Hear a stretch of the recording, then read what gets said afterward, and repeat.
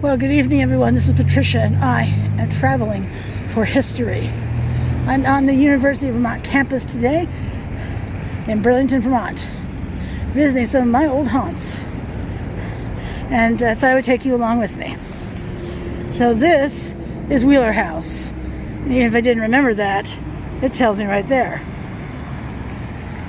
When I was a student here, this was the history department, and I think the Department for Historic Preservation also was here, probably still is. So Wheeler House, the history of this. In 1842, Reverend John B. Wheeler, who lived from 1789 to 1862, who had served as the president of the University of Vermont since 1834, had Wheeler House constructed as his residence after inheriting substantial funds from his father. By the way, this is the Reverend John B. Wheeler, in case you're curious. Sited at a very prominent location at the northwest corner on Main Street and South Prospect Street near the University Green, the red brick, hip-roofed house was designed in the Greek Revival style by the nationally known architect Ammi Burnham Young. Other fine examples of Young's work include the Vermont State House, 1833 in Montpelier, the Customs House, 1838 in Boston, Massachusetts, the Follett House, 1840 in Burlington, Vermont, and the United States Customs House, 1861 in Galveston, Texas.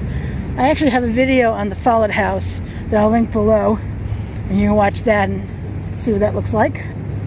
Although Young had drawn up a full set of architectural drawings of a somewhat more elaborate version of the house for Reverend Wheeler in 1840, the final design, built 2 years later, was less ornate on the exterior, lacking the corner pilasters and enriched cornice moldings.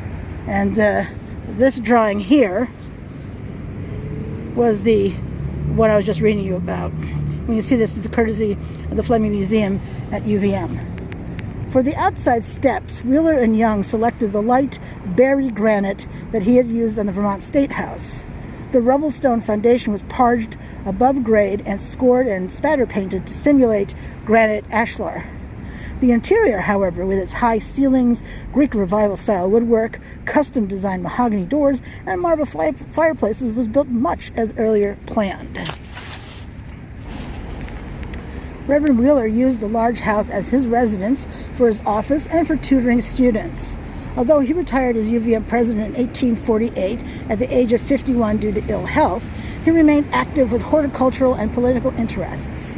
In an article written in 1851, a New York reporter commented that Reverend Wheeler had developed fine gardens around the house with a, quote, thick, well-grown hedge of arbor vitae upon two sides of the premises, unquote. After Reverend Wheeler died in 1862, his second wife, Mary Constance Wheeler, continued to live in the house until her passing in 1895. Mary was very active in community affairs, helping to found a home for aged women, which is now the Converse Home, located on Lower Church Street. The house stayed in the Wheeler family until 1943. Alarmed by rumors that the property had been sold and that plans were being made to demolish the house to make way for a housing development, preservation-minded faculty, alumni, and friends of the university raised the funds necessary to acquire the property and donate it to the University of Vermont in 1944. UVM then converted the house into the Wasson Infirmary, named for Pearl Randall Wasson, the first dean of women at UVM. In 1975, the infirmary moved to East Avenue, and Wheeler House was renovated to become the home of the History Department and its Graduate History Preservation Program. Wheeler House was listed on the National Register of Historic Places in 1974 as a contributing property to the University Green Historic District. And then this last picture is of Wheeler's study. The photo was circa 1900, and Lewis L. McAllister was the photographer. And that's this picture right here. Alrighty, so that's the history of the place, and let's do a walk around, take a look-see all the way around this place, shall we? I like the idea.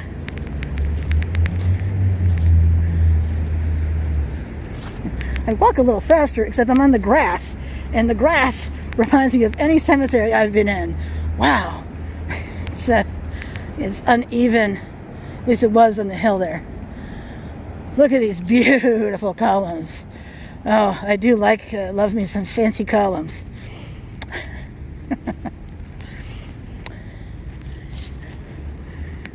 And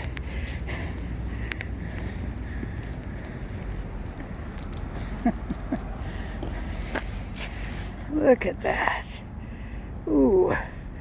What's the word I want to use? How about va-va-boom? Okay, all right. I might be having a little too much fun, but you know, there's nothing wrong with a little too much fun, ever. Wow. Let's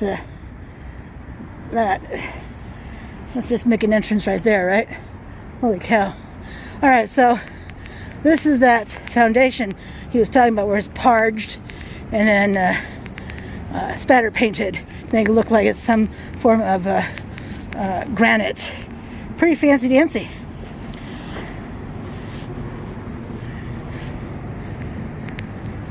The brick does have some holes in it here. I wonder, I don't know, is it just me? Do they remind anyone else of like bullet holes? Another one up here. It's actually more up higher.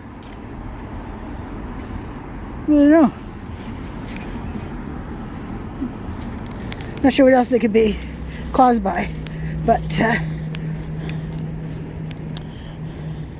I'm not a specialist in anything.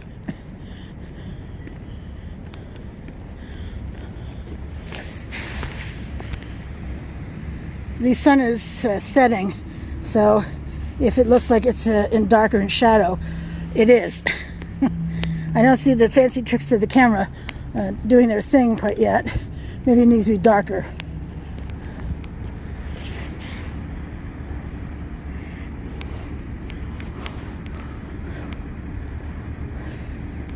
That's not a trick of the camera on either side. Here, there appears to be some dampness, wetness on the building right there.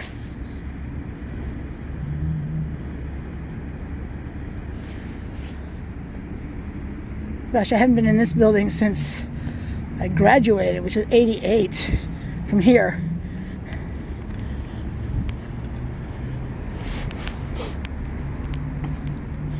The temperature, by the way, is about 35 degrees Fahrenheit.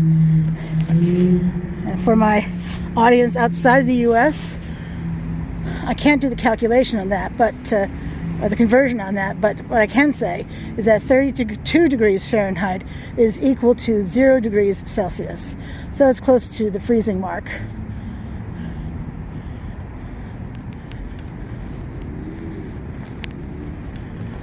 My best bet is most of the professors I had have retired. I know some of them died actually, but pretty sure most would be retired by now.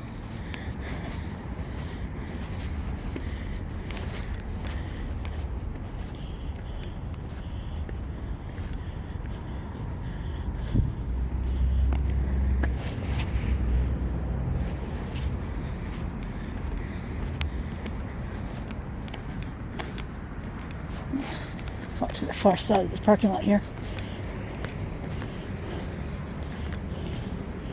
That foundation is quite grand, isn't it now? I mean, it comes up quite a ways right here.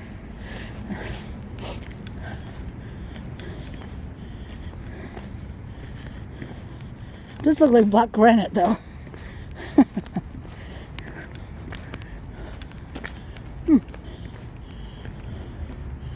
That is interesting.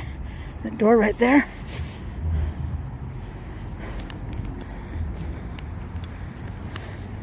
Looks like a carriage barn. Ooh. Okay, now the camera seems to be doing some sort of trick.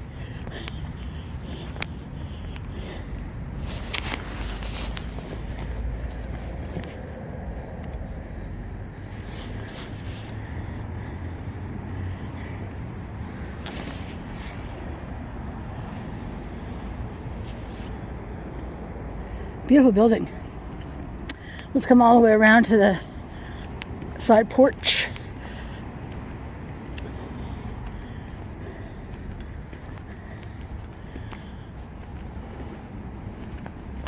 And that's so deep that you could sit out there on a rainy day and enjoy the view.